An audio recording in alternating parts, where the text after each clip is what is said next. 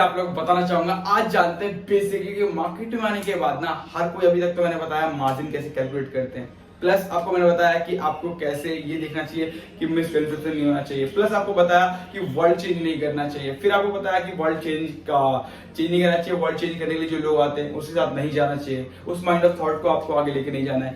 Everything समझाया details में, right? कैसे स्टॉक पिक करना है, सारी चीज बताया कि कैसे आपको मार्जिन पता चलना चाहिए, रिटर्न ऑन इक्विटी कैसे इसको कंसीडर करना चाहिए, आरओई क्या होता है, आरओसी क्या होता है, एवरीथिंग बताया, राइट? अब जानते हैं बिल्कुल लाइव कि मार्केट में ना क्या कितना हो रखा है, कितना नेट सेल्स है, कितनी कंपनी का क्या प्रॉफिट है और किस तरीके से हम उसको क्लिक कर सकते हैं इन द फ्यूचर के लिए, जिससे कि हमें मार्केट में पता चल पाए। क्योंकि अभी हमने मार्जिन देख लिया और एक ओवरव्यू मार्केट में आकर के ना कोई मार्जिन बताता है, कोई कुछ बताता है, तो हर कोई बोलता है यार ये तो कुछ भी कोई भी कर सकता है। मैं भी जाऊंगा, डेटा पड़ा होगा, देखूंगा और उसके बताऊंगा कि मार्जिन ये है, ये ऐसे होता है, इसका एग्जाम्पल ये है, ऐसा एग्जाम्पल है। बट वो चीज क्या मार्केट में लाइव दिख सकता है किसी शेयर प्राइस के हिसाब से, किसी तरीके से बिल्कुल दिख सकता है। मैं आपको दिखाऊंगा डिटेल्स में। देखिए पहला, अब देखते हैं क्वालिटी ऑफ द स्टॉक। पहले हम क्वालिटी की ओर बात करते हैं, वैल्यूएशन की ऊपर बात नहीं करते कि क्या है कैसे है, राइट? तो पहले चलते हैं क्वालिटी ऑफ द स्टॉक पे। देखो एक रिलैक्सो जैसी कंपनी है, उसका नेट सेल्स जो है वो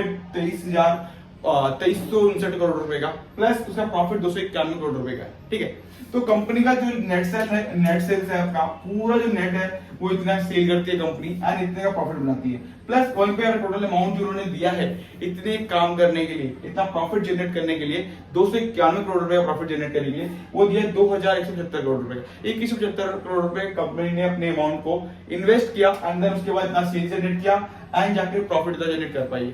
तो क्या ऐसा कुछ और भी हो सकता है और इसको हम कैसे एनालाइज करें? ये तो एक कंपनी के बारे में, राइट? तो देखो सेकंड एग्जांपल कॉलगेट उसी तरीके से वर्क करती है एंड उसके बाद कॉलगेट का जो नेट सेल्स रहता है वो रहता है 4,841 करोड़ रुपए का, राइट? सेल्स ज्यादा है इसके मुकाबले, प्लस कंपनी का प्रॉफिट देखोगे तो 1,035 करोड़ रुपए का, राइट? 1,035 करोड़ रुपए का है, प्लस टोटल अमाउंट उसने कितना दिया 5,735 करोड़ रुपए का।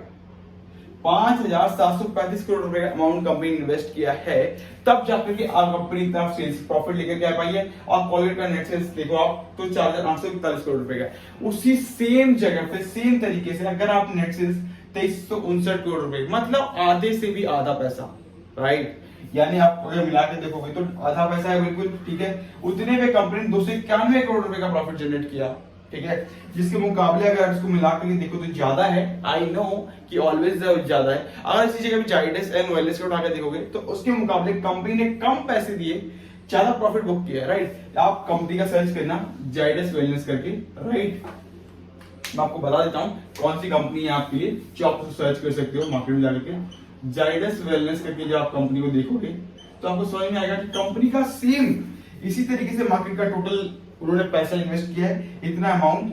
और उसके बाद बोरोइंग जो सारी चीजें मैंने आपको ऑलरेडी वीडियो बना रखी है, बोरो क्या होता है एंड कैसे हम निकालते हैं अपने सेल्स वीडियो, सारी चीज बता रखी।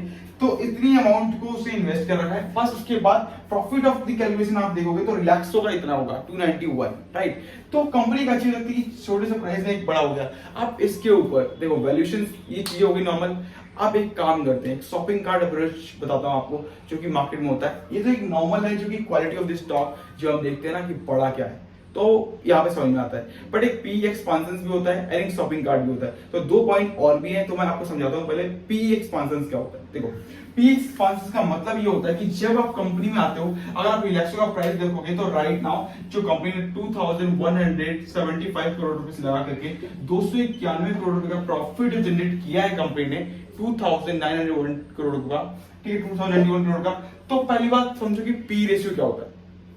मतलब अगर ₹1 अगर कंपनी अर्न कर रही है, प्रॉफिट में जा रहा है प्रोसेस, तो जाकर के वो पी रेशियो का कुछ, राइट, 0.1, 1, 2, 3, 4, 5 एनीवन कुछ भी हो सकता है पी रेशियो का, जिस तरीके से कंपनी अपने आप को प्रॉफिट जनरेट करती है। तो अब ये समझो कि कंपनी ने लगातार प्रॉफिट जनरेट किया तो उसे 91 करोड़ रुपए कंपनी का जो है वो प्रॉफिट है, प्लस इन द फ्यूचर आगे बढ़ता ही जाएगा। एंड क्या कंपनी का शेयर बढ़ा, तो अगर आप उठा के देखोगे तो शेयर का दाम आपको ₹200 का दिखेगा 2016 के आसपास। पहले तो 91 करोड़ के प्रॉफिट कमा रहे थे, ₹200 का शेयर का प्राइस उसी तरीके से बढ़ता हुआ आज मार्केट को जो दिख रहा है वो है 1,400 छू करके आया, प्लस अभी ₹900 के आसपास आपको 950 के आसपास मिल भी रहा होगा, राइट? तो मार्केट के हिसाब से इसका शेयर प्राइस भी ग्रो हुआ, plus price to earning ratio grow हुआ। मतलब बिजनेस ग्रो कर रहा है तो देन शेयर प्राइस भी उसके गुना ग्रो कर रहा है। अगर बिजनेस उसका जो है 2 गुना बढ़ा है तो देन, क्योंकि अगर आप उसके 5 साल पहले का बिजनेस रिलैक्स देखोगे तो 120 करोड़ रुपए का प्रॉफिट कंपनी ने जनरेट किया, इस बार 291 करोड़ रुपए का कंपनी ने जनरेट किया आफ्टर 5 इयर्स। तो कंपनी का 5 साल में बिजनेस 2 गुना हुआ।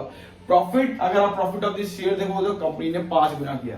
तो डिपेंड करता है कि आप क्या माइनस आउट लेके चल रहे हो। इसी जगह पी रेशियो देखोगे तो पहले जो था वो 40 का था और आज कंपनी का जो पी रेशियो जो मिल रहा है मार्केट में वो है 101 का। तो ये यही होता है कि आपको ना प्रॉफिट ऑफ दिस परसेंटेज देखना होता है कि मार्केट में क्या चल रहा है। ये क्वालिटी ऑफ द स्टॉक्स हो गए जिसमें कि आप एक एनालाइज कर सकते हो नॉर्मल तरीके से, राइट। अब मैं आपको बताता हूँ बेसिकली कि शॉपिंग कार्ट, देखो अब जानते हैं शॉपिंग कार्ट अप्रोच किसे कहते हैं। शॉपिंग कार्ट अप्रोच क्या होता है? देखो शॉपिंग कार्ट अप्रोच के रिगार्डिंग मैंने बताया ना कि देखो नॉर्मल सा फंडा, अभी तक हमने देखा क्वालिटी ऑफ द स्टॉक। आप जानते हैं बेसिकली कि क्वालिटी ऑफ द स्टॉक तो समझ में आ गया सर कि क्वालिटी ऑफ द स्टॉक कैसे एनालाइज करते हैं, ठीक है। बट अब हमें जानना है शॉपिंग कार्ट अप्रोच किसे कहते हैं और कैसे जानते हैं, राइट। अब एक बंदा जब मार्केट में आता है नॉर्मल, तो उसे ये नहीं पता होता कि कैसे क्या करना है। अब वो जानता है नायका आई है, नायका का हम चीजें खरीदते हैं, नायका में इन्वेस्ट करते हैं।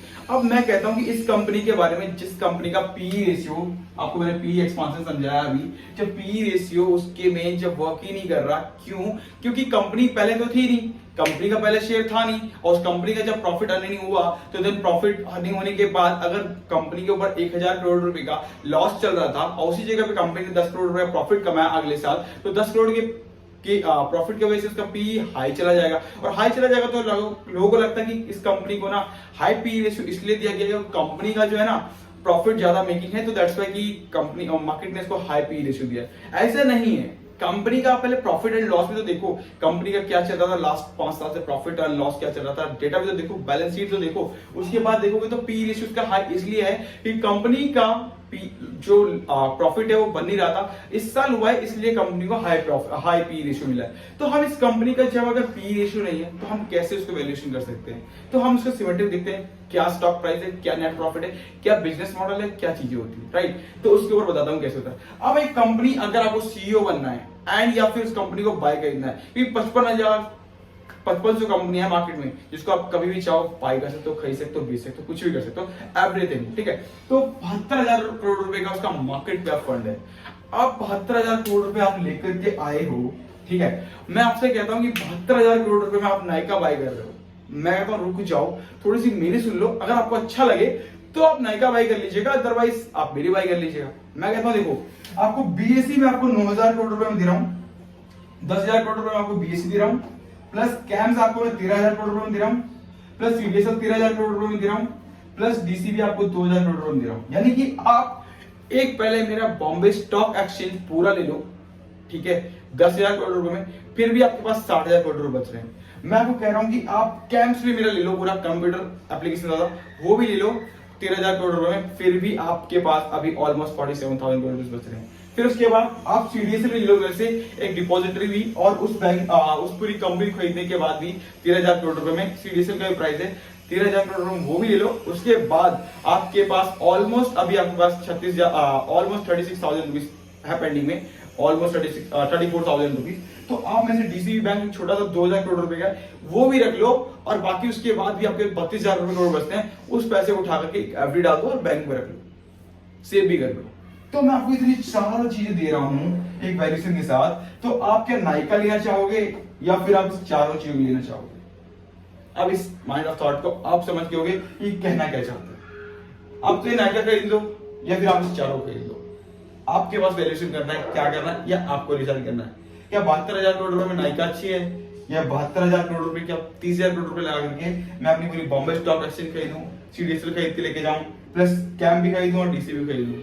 क्या खरीदना है ये डिसाइड आपको करना है। क्यों? क्योंकि ये आपका इंटरफेस बनता है, बिजनेस पार्टनर आप बन रहे हो। तो सीईओ आप किस कंपनी का बनना चाहोगे, इस 4 का या फिर ओनली 1 का, ये डिफाइन आपको करना है। 72,000 करोड़ रुपए वैसे जगह लगाना है जहां पे आपको एक प्रॉफिट और भी तरीके से हो सकता है और कंपनी का मालिक बन सकते हो। पूरा एक्सचेंज मिल रहा है सर, 72,000 करोड़ रुपए में आपको 10,000 रुपए पूरा एक्सचेंज ऑफर करा जा रहा है। तो आप एक्सचेंज लेना चाहोगे या फिर नहीं का, ये डिपेंड आपको करता है, और आप क्या थिंकिंग है ये आप समझ पाएंगे, राइट। तो कोई दिक्कत नहीं है, शॉपिंग कार्ट अप्रोच कैसी लगी ये आप देख लीजिएगा एंड बताइएगा। एंड कोई दिक्कत नहीं है, वीडियो अच्छी लगे तो लाइक कर लीजिएगा, शेयर कर लीजिएगा। Thank you so much guys and love you all.